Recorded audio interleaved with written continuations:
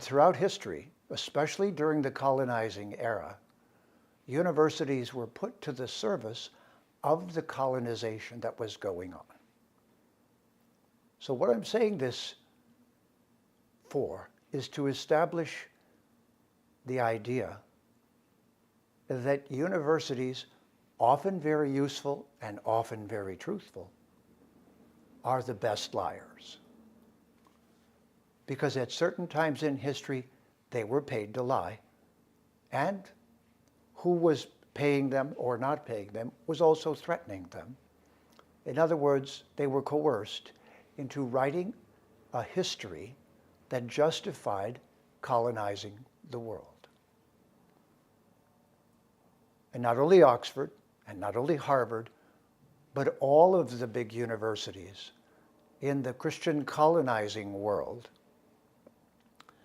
made up stories and passed them off as history.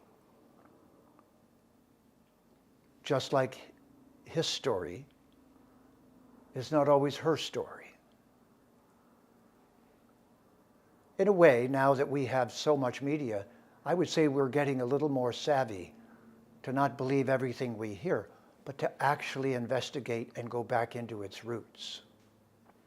So here's the biggest lie that you've been told by Oxford and other universities.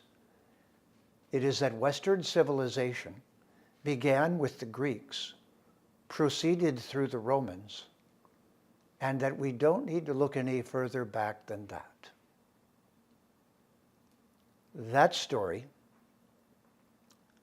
that lie, was to prevent the history of India from being understood, because it would invalidate the 6,000-year history of the Judeo-Christian religions, who all believe that the world began 6,000 or so years ago.